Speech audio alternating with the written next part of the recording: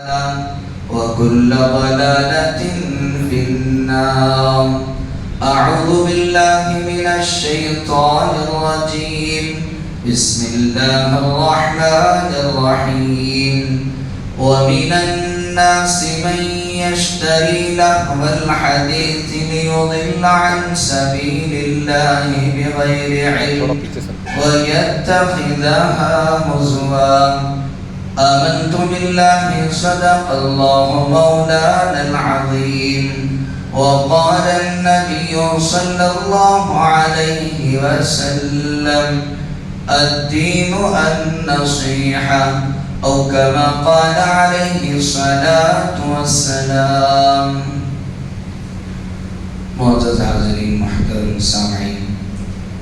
برادران اسلام،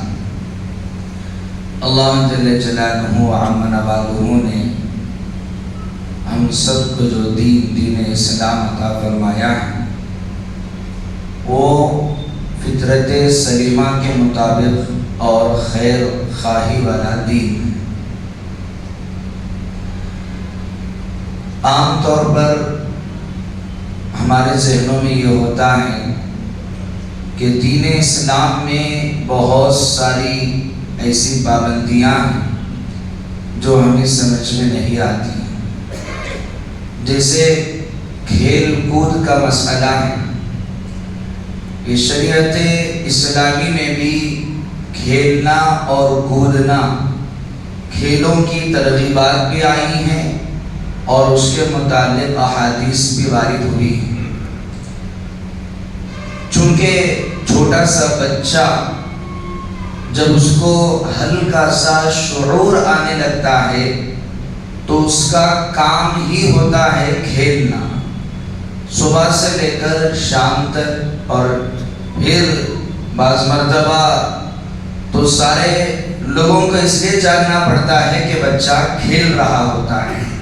جب تک بچہ سوئے گا نہیں تو یہ بھی نہیں سو سکتے۔ اور جب انسان بچپنے میں جو کھیل کھیلتا ہے وہی بڑے ہو کر وہی اس کے زندگی کے اندر اس کے اثرات منتقل ہونے لگتے ہیں۔ اس لیے اللہ کے رسول سید الاولین والآخرین شفیع المذنبین رحمۃ للعالمین سرور دو عالم حضرت محمد الرسول اللہ صلی اللہ علیہ وسلم نے ابتدائی سے کن کھیلوں کو اپنانا ہے اور کن کھیلوں کو اپنانا نہیں ہے، اس کی ترغیب اللہ کے رسول صلی اللہ علیہ وسلم نے دی ہے۔ چنانچہ سب سے پہلے اللہ کے رسول صلی اللہ علیہ وسلم کا فرمان ہے، بخاری شریف کی حدیث ہے کہ صحت مند آدمی وہ بہتر ہے غیر صحت مند آدمی سے۔ سب سے پہلی چیز اللہ کے رسول نے ترغیب یہ دی کہ آدمی کو چاہیے کہ وہ اپنی صحت کی فکر کرے، اور اس کے متعلق اللہ کے رسول صلی اللہ علیہ وسلم نے ارشاد فرمایا کہ انسان کی زندگی میں ہر وہ چیز جو انسان کے صحت کے لیے فائدہ مند ہو اس کا کرنا انسان کے لیے بہتر ہے۔ اور اسی لیے اگر ہم دیکھیں تو شریعت اسلامیہ میں جتنے بھی احکامات ہیں، جیسے نماز ہیں، نماز کے اندر انسان رکعت باندھتا ہے اور اس کے بعد قیام کرتا ہے، رکوع کرتا ہے، سجدہ کرتا ہے، اور پھر اس کے بعد وہ بیٹھتا ہے۔ تو نماز کے اندر جو حرکات ہیں، سکنات ہیں، یہ تو عبادت ہے ہی، لیکن ایک طرح سے یہ بھی ایک ورزش ہے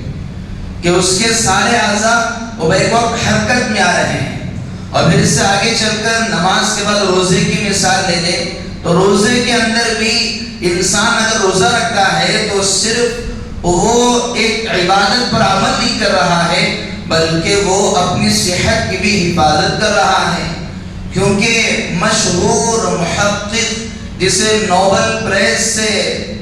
جس کو نوبل انعام دیا گیا اور جسے نوبل پرائز دے کر جس کی اس بات کو گویا کہ اور مضبوطی دی گئی، تو اس کا کہنا تو یہ تھا کہ انسان کو سال کے جو 365 دن ہیں ان میں سے کم 36 یا 30 ڈیز ایسے ہونے چاہیے جس میں وہ بھوکا رہے.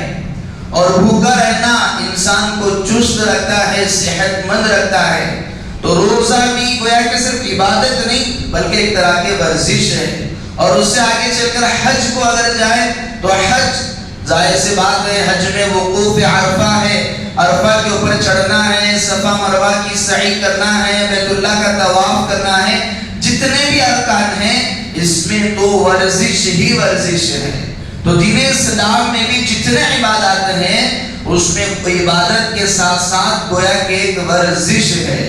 اور اس کے علاوہ اللہ کے رسول صلی اللہ علیہ وسلم نے ہر انسان کو یہ ترغیب دی کہ وہ ورزش کو اپنائے اور اپنی صحت کا خیال رکھے. اور حضرات صحابہ کو اس کی ترغیب عطا فرمائی. اور ایسے کھیل جو انسان کو صحت کے لیے فائدہ مند ہو اس کو اپنانے کے اللہ کے رسول صلی اللہ علیہ وسلم نے ترغیب عطا فرمائی. چنانچہ اللہ کے رسول صلی اللہ علیہ وسلم نے ارشاد فرمایا کہ کل شیء لیس له من ذکر اللہ لہوا او سہوا. اللہ کے رسول صلی اللہ علیہ وسلم نے ارشاد فرمایا کہ ہر وہ چیز جس میں اللہ کا ذکر نہ ہو وہ یا تو ایک طرح کی بیکار اور لغو چیز ہے یا وہ انسان کی بھول ہے. الا اربع، اللہ کے رسول صلی اللہ علیہ وسلم نے ارشاد فرمایا کہ 4 چیزیں ایسی ہیں کہ جس کو کرنا وہ لہو لعب میں شمار نہیں ہوگا. لہو لعب مطلب ہے کہ انسان ایسی بیکار باتیں یا ایسی بیکار چیزیں جس میں نہ دین اور دنیا دونوں کا کوئی بھی فائدہ نہ ہو وہ چیز لہو ہے، لعب ہے اور بیکار ہے اور فضول ہے، بے فضول ہے، کہ جس میں کوئی انسان کا نہ دین کا فائدہ ہے نہ دنیا کا فائدہ ہے. اللہ کے رسول صلی اللہ علیہ وسلم نے ایک اس کی حد متعین فرمائی، ہر وہ چیز جس میں یا تو اللہ کا ذکر ہونا چاہیے یا اللہ کی یاد ہونا چاہیے، اگر وہ نہیں ہے تو وہ گویا کہ بیکار ہے. لیکن 4 چیزیں اس سے اللہ کے رسول نے مستثنا فرمائی. پہلی چیز اللہ کے رسول نے فرمایا کہ گھوڑوں کا سدھانا، کہ گھوڑ سواری کرنا اور گھوڑ سواری کا سیکھنا.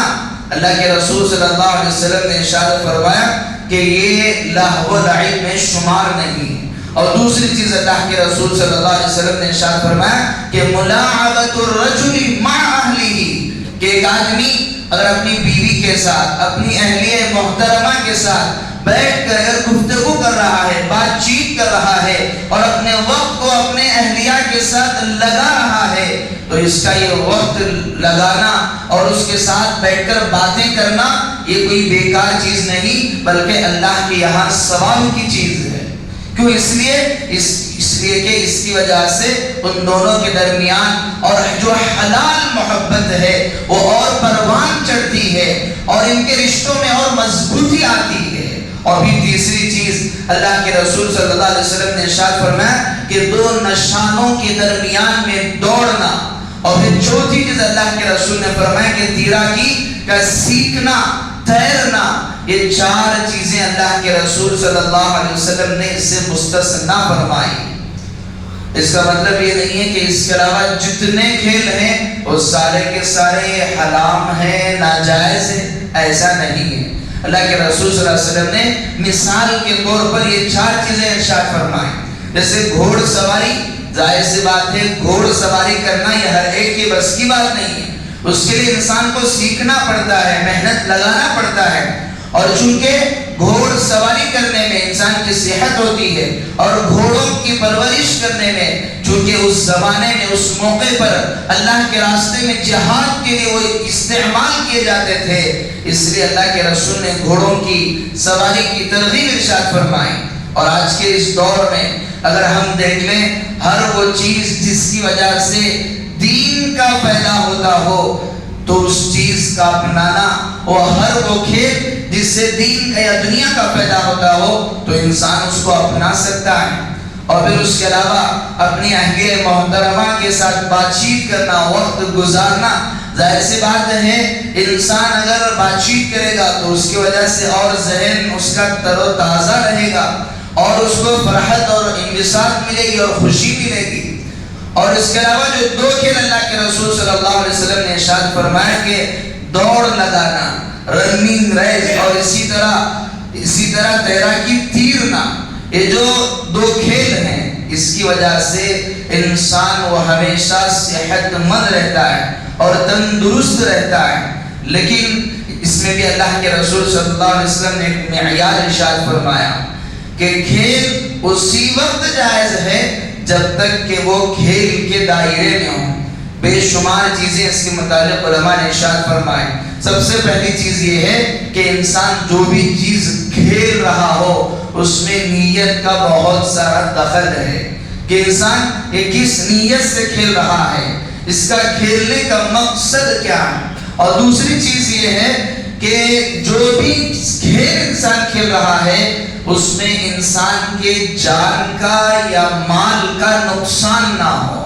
اور بھی تیسری چیز یہ ہے کہ اس میں کوئی غیر شرعی چیز نہ ہو، جو شریعت کے خلاف ہو ایسی چیز نہ ہو۔ اور چوتھی چیز یہ ہے کہ مرد ہو یا عورت ایسا کھیل کھیلے جس میں مرد کا بھی سطر باقی رہے اور عورت کا بھی سطر باقی رہے۔ مرد کا سطر یہ ہے کہ کم از کم اور ناف کے نیچے سے لے کر گھٹنے تک اس کا سارا بدن چھپا ہوا ہونا ضروری ہے، اور عورت ہے ہتھیلی کو چھوڑ کر اور اس کے علاوہ چہرے کو چھوڑ کر اس کے علاوہ اس کا ہر عضو چھپا ہوا ہونا ضروری ہے۔ اور پھر تیسری شرط، پانچویں شرط یہ ہے کہ اس کھیل میں کوئی جوا بازی نہ ہو اور کوئی شرط نہ ہو اور کسی طرح کا اس میں ایسی چیز نہ ہو کہ جو جبے میں داخل ہو سکتی ہو۔ اور ایک اور شرط علماء نے ارشاد فرمائی کہ ایسی چیز، ہر وہ چیز جو انسان کی صحت کو نقصان دینے والی ہو، ایسی چیز سے اللہ کے رسول صلی اللہ علیہ وسلم نے منع فرمایا۔ اور اللہ کے رسول صلی اللہ علیہ وسلم نے حضرات صحابہ کو ایسی چیزیں اپنانے کی ترغیب دی۔ چنانچہ حضرت عبداللہ ابن عمر رضی اللہ تعالیٰ عنہ اور حضرت زبیر ابن عوام رضی اللہ تعالیٰ عنہ دونوں بڑے صحابہ ہیں، فرماتے ہیں کہ کبھی حضرت عمر اور حضرت زبیر ابن عوام رضی اللہ تعالیٰ عنہ کے درمیان وہ کبھی ریس لگایا جاتا کہ کبھی حضرت عمر جیت جاتے اور کبھی حضرت زبیر ابن عوام جیت جاتے تھے۔ اور خود اللہ کے رسول صلی اللہ علیہ وسلم ام المؤمنین حضرت عائشہ صدیقہ رضی اللہ تعالیٰ عنہ کے ساتھ ایک مرتبہ سفر میں جا رہے ہیں، ابھی مکان کافی دور ہے۔ اللہ کے رسول صلی اللہ علیہ وسلم نے حضرت عائشہ سے فرمایا کہ چلو یہاں سے دوڑ لگاتے ہیں، دیکھتے ہیں کہ کون سب سے جلدی گھر کو پہنچتا ہے۔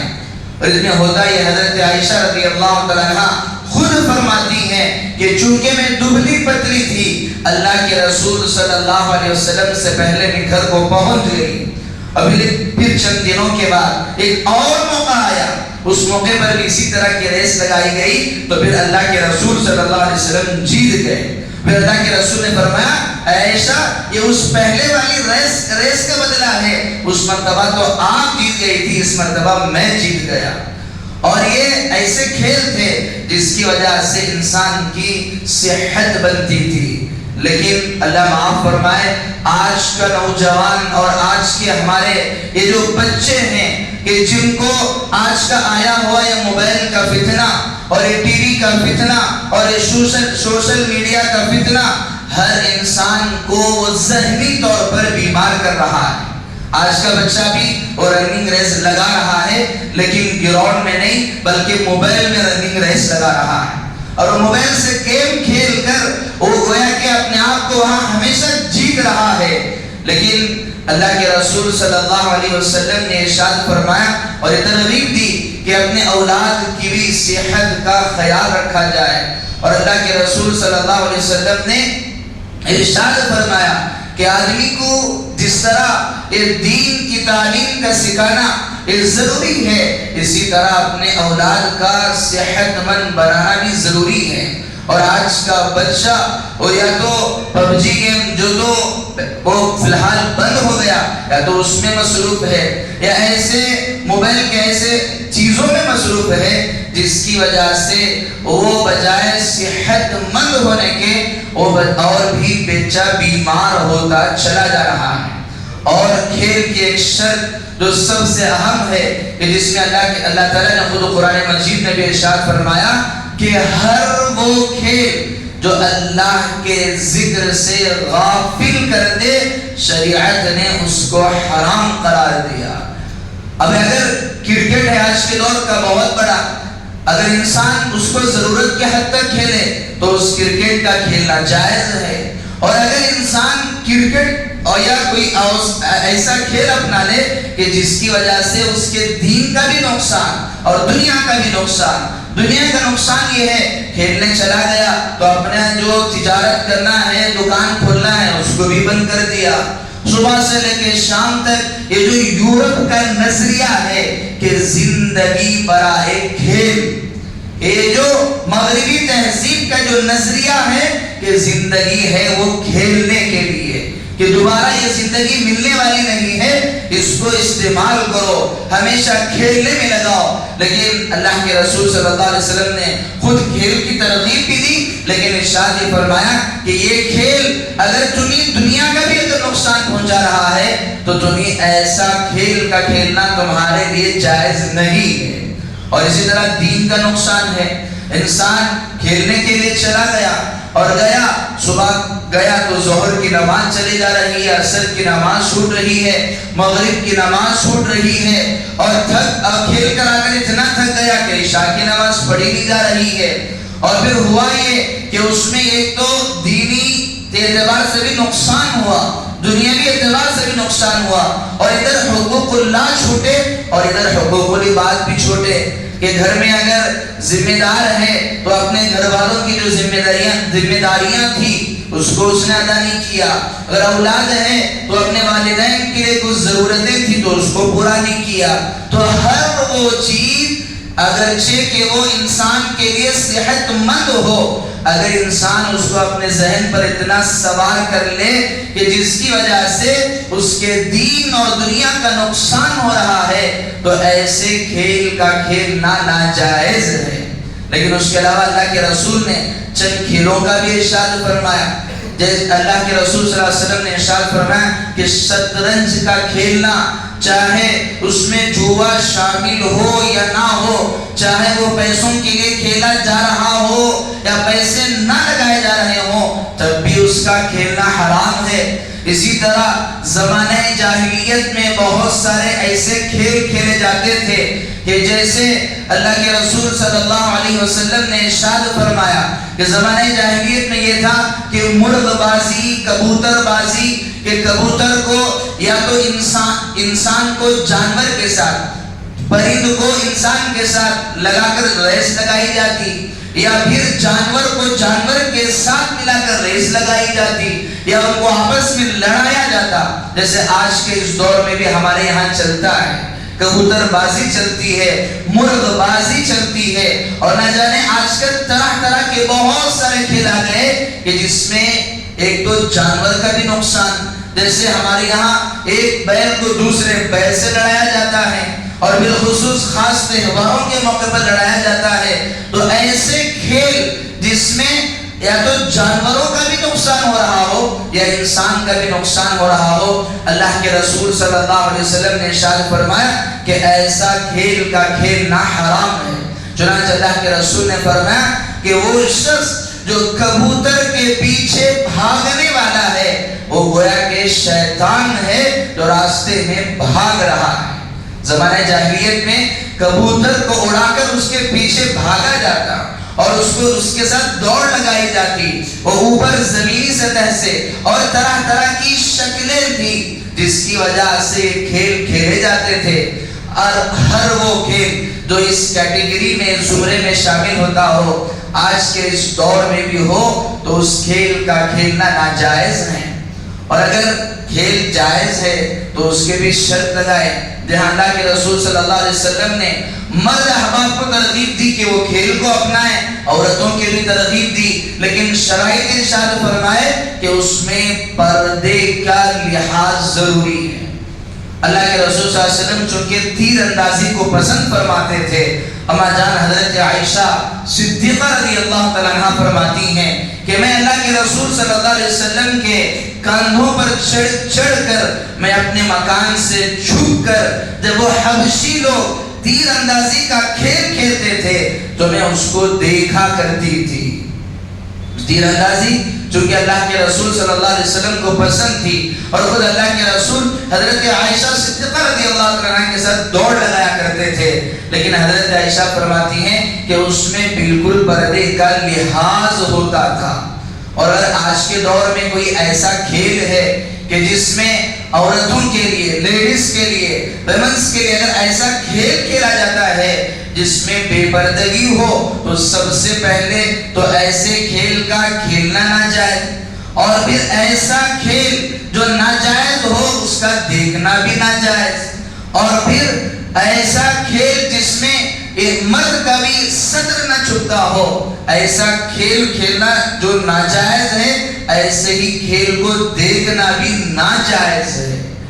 اور آج کے اس دور میں چونکہ جنوری اور فروری کا مہینہ چل رہا ہے، جنوری کے 14 تاریخ کو مکر سنکرانتی کے نام سے جو عید ہے وہ منائی جاتی ہے، لیکن اس موقع پر ایک طرح کا کھیل بھی کھیلا جاتا ہے، وہ کھیل ہے پتنگ بازی۔ ظاہر سی بات ہے کہ ہمارے یہاں پتنگ بازی کا تو بہت سارا نظام چلتا ہے، پتنگ بازی ہوتی ہے، لیکن سمجھنا یہ ہے کہ یہ ہوتی کیوں ہے۔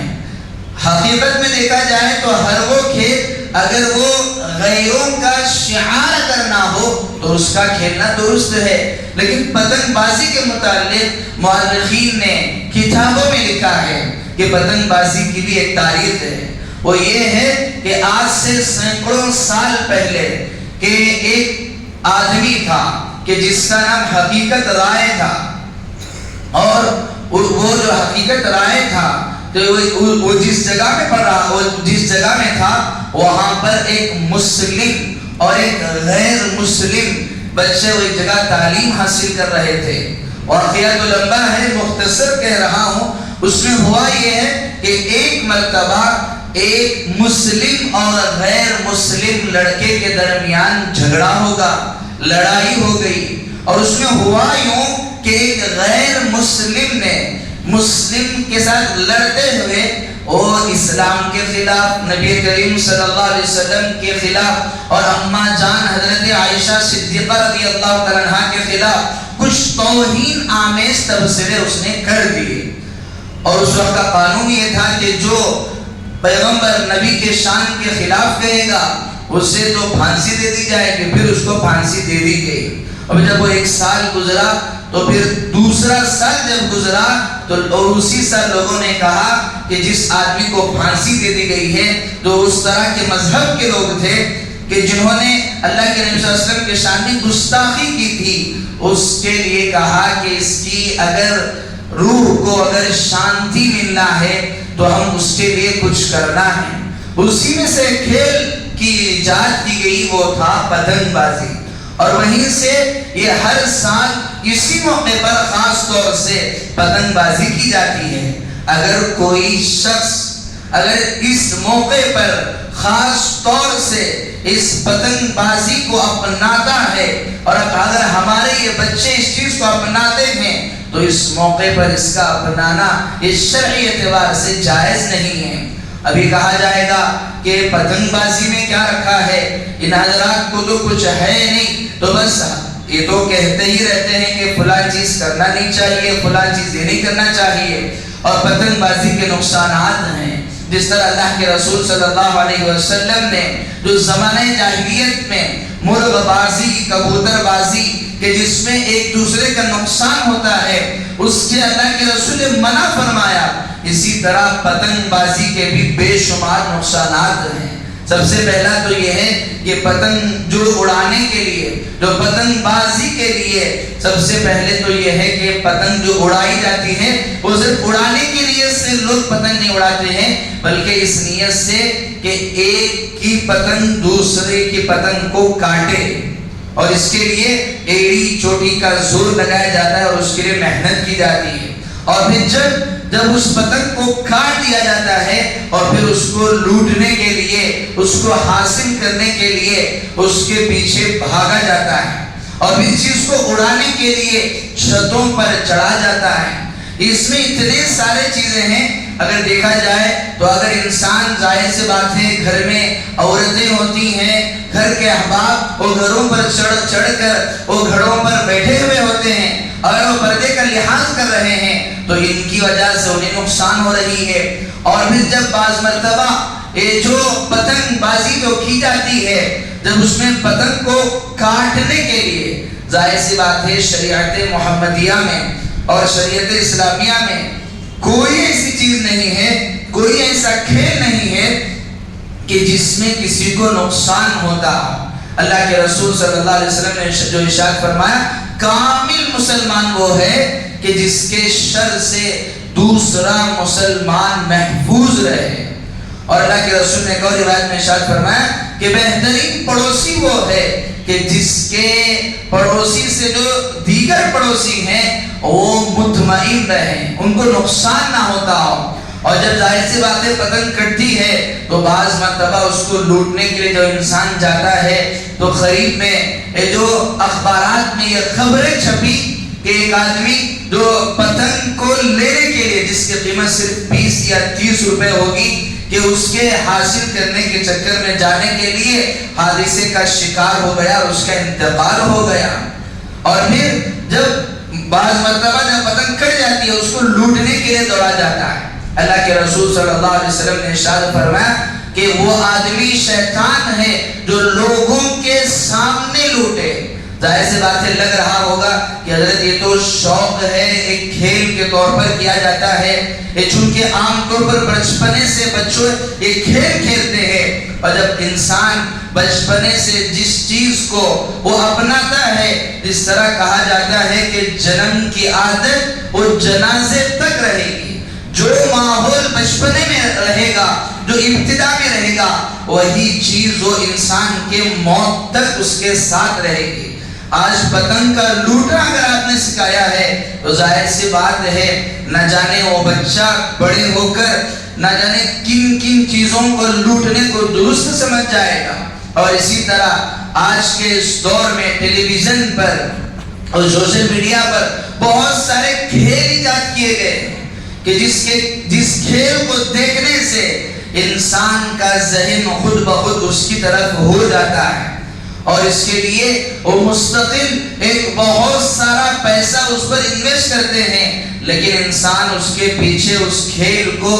دیکھ بھی رہا ہے اور اس کو اپنا بھی رہا ہے۔ اللہ کے رسول صلی اللہ علیہ وسلم نے جو ارشاد فرمایا کہ ہر وہ کھیل کہ جس میں نہ دین کا فائدہ ہو نہ دنیا کا فائدہ ہو، اس کھیل کا کھیلنا گویا کہ ناجائز و حرام ہے۔ اور انسان کھیلے تو بچوں کو ایسے کھیل کھلائے کہ جس کی وجہ سے بچوں کا فائدہ ہو، ذہنی نشو و نما ہو، لیکن ایسی چیزیں اگر انسان اور بچہ بیٹھ کر دیکھ رہا ہے جس کی وجہ سے اس کے اخلاق خراب ہو رہے ہیں اور اس کا ذہن بالکل چینج ہو رہا ہے اور اس کا مائنڈ اگر چینج ہو رہا ہے تو یہ تو کھیل نہیں بلکہ ایک طرح کی ایک سازش ہے۔ جس طرح آج کے اس دور میں ایک طرح کا کھیل جو عام طور پر پسند کیا جاتا ہے، بگ باس کے نام سے ایک شو اور ایک کھیل کے طور پر اس کو جانا جاتا ہے اور بڑے ہی شوق سے لوگ اس کو دیکھتے ہیں۔ در حقیقت ان سارے کھیلوں کے ذریعے سے کھلے طور پر ایک پیغام دیا جا رہا ہے کہ جس میں ایک کمرے میں بہت سارے لوگوں کو، جس میں لڑکے بھی ہیں لڑکیاں بھی ہیں، بند کر دیا گیا ہے، اور اس میں وہ کیا کر رہے، ایک دوسرے سے لڑ رہے ہیں، ایک دوسرے کو گالیاں دے رہے ہیں اور ایسی چیزیں اپنا رہے ہیں کہ جس کی وجہ سے وہ سارے لوگ دیکھ رہے ہیں۔ اور پھر جب اس کا سب سے بڑا مقصد یہ ہے کہ انسان کے ذہن پر، انسان کے ذہن میں اس چیز کو نارمل کر کے دکھلائی جا رہی ہے کہ ایک لڑکا ایک لڑکی کے ساتھ، ایک مرد ایک عورت کے ساتھ وہ آسانی سے رہ سکتا ہے، اس کے لیے کوئی ایک حد اور کوئی ایک نکاح نام کی کوئی چیز کی ضرورت نہیں، وہ ایسے بھی رہ سکتا ہے، اس کے لیے کوئی ایک حد نہیں رکھی ہے۔ اور اس کو دیکھنے والا تو صرف وہ یہ سمجھ کر دیکھ رہا ہے کہ یہ تو ایک طرح کا شو ہے، لیکن اس کے ذہن میں یہ خود بخود یہ ساری چیزیں وہ نقش ہوتی چلے جاتی ہیں، اور جب وہ موقع اور سابقہ اس چیز سے پڑتا ہے وہ اس کو بڑے ہلکے میں لیتا ہے۔ تو میرے عزیزوں، تو آج کے اس دور میں ہمیں بھی اپنے اولاد کے لیے اور اپنے لیے بھی ایسے کھیل جو ہمارے لیے دین اور دنیا کے نقصان کا سبب ہو، ایسے کھیل نہ تو کھیلنا ہے اور نہ ایسے کھیل کو دیکھنا ہے، نہ اپنے اولاد کو ایسے کھیل کا عادی بنانا ہے، اور ہمیں شوق دلانا ہی ہے تو اپنے بچوں کو نمازوں کا شوق دلائیں۔ اگر بچے کو صبح سویرے اگر نماز کا اگر عادی بنایا جائے تو ظاہر سی بات ہے صبح سویرے اٹھنے سے اور انسان کی صحت بھی رہے گی، اور اللہ کے رسول صلی اللہ علیہ وسلم نے ارشاد فرمایا کہ بارک اللہ فی سحورکم، اللہ کے رسول صلی اللہ علیہ وسلم نے صبح کے وقت کی برکت کی دعا دی ہے، اور بچہ صبح میں اٹھے ورزش کرے، وہ چاہے وہ جم کو جائے یا اسکیٹنگ کلاس کو یا کسی طرح کی ایسی چیز کہ جس کی وجہ سے انسان کے اندر وہ تر و تازگی آئے، بس شرط یہ ہے کہ وہ اس کا جنون انسان پر نہ چڑھ جائے اور وہ شریعت کے خلاف نہ ہو۔ اور جو سب سے بڑی بات حافظ ابن قیم رحمۃ اللہ علیہ نے جو ارشاد فرمایا کہ کھیلنے میں بھی اگر انسان اپنی نیت کو درست کر لے تو اس کا کھیلنا بھی عبادت بن جائے گا۔ انسان اگر اس نیت سے تیراکی کرے، اس نیت سے کھیلے کہ اس کی وجہ سے چستی اور جو تر و تازگی آئے گی، میں اس کو اللہ کی عبادت کے لیے وقف کروں گا، تو اللہ کے یہاں اس کا کھیلنا بھی عبادت ہو جائے گا۔ آج ماشاءاللہ بہت سارے احباب ہمارے ایسے ہیں جو ٹرسٹوں کے ذمہ دار بھی ہیں، انہوں نے کھیلوں کا انعقاد کیا ہے، اور وہ بچوں کے درمیان، مدارس کے بچوں کے درمیان، اسکولوں کے بچوں کے درمیان وہ کھیلوں کا مقابلہ کروا رہے ہیں، تاکہ بچے جو ہمارے موبائل کے عادی ہو چکے ہیں، جو لیپ ٹاپ کے عادی ہو چکے ہیں اور گھروں میں بیٹھ کر گیم کھیلنے کے عادی ہو گئے ہیں، لوڈو وغیرہ کے عادی ہو گئے ہیں، تاکہ بچے ان سے نکلیں اور ان سے نکل کر وہ اپنی صحت کو بنائیں، اللہ ان کے خدمات کو قبول فرمائیں۔ اور آگے بہت سارے احباب وہ بھی ہیں کہ جو نشے کے عادی ہیں، ان کو چھڑانے کے لیے بھی، اس سے باہر لانے کے لیے بھی ماشاءاللہ بہت بڑے پیمانے پر لوگ کام کر رہے ہیں کہ ان لوگوں کو کھیل کھلایا جا رہا ہے، کبھی فٹ بال کے ذریعے، کبھی کبڈی کے ذریعے، کبھی کشتی کے ذریعے، تاکہ وہ ان سارے چیزوں سے باہر آئیں۔ تو میرے عزیزوں، ہمارا بھی یہ فرض بنتا ہے کہ ہمیں بھی اپنے ان گھرانوں کو وہ صحت مند بنائے رکھیں، اور اپنے ان موبائل اور گھروں کے اندر جو 24 گھنٹے آنکھوں کے سامنے دیکھنے والی چیز کا جو فتنہ ہے، اس سے خود بھی بچنا ہے اور خود بھی نکلنا ہے، اور اپنے آنے والی اولاد کو بھی اس سے نکالنا ہے۔ ذرا اندازہ لگا لیں، جیسا کہ گزشتہ جمعہ پیوستہ جمعہ کہا گیا تھا کہ انسان اگر حساب لگا لے روزانہ کا، اگر وہ 1 گھنٹہ بھی اگر اپنے ٹی وی کے پیچھے یا موبائل میں بیکار چیزوں کے دیکھنے میں اگر لگا رہا ہے، تو آپ 1 مہینے میں حساب لگا لیں اس نے کتنے گھنٹے ضائع کیے، اور پھر 6 مہینے میں اس نے کتنے گھنٹے ضائع کیے، اور پھر 1 سال میں گویا کہ اس نے اتنے سارے گھنٹے 365 دن میں قریب اس نے 1000 گھنٹے اور گویا کہ اس نے اللہ کی نافرمانی میں گویا کہ اس نے لگائے ہیں۔ اس لیے ابھی یہ سال کی ابتدا ہے، اگرچہ کہ انگریزی اعتبار سے ہو، ہمیں ابھی سے اس نظام کو بنانا ہے۔ اللہ تعالیٰ سے دعا ہے اللہ تعالیٰ مجھے بھی اور آپ کو بھی اس پر عمل کی توفیق عطا فرمائے۔ آمین۔ وآخر دعوانا الحمدللہ رب العالمین۔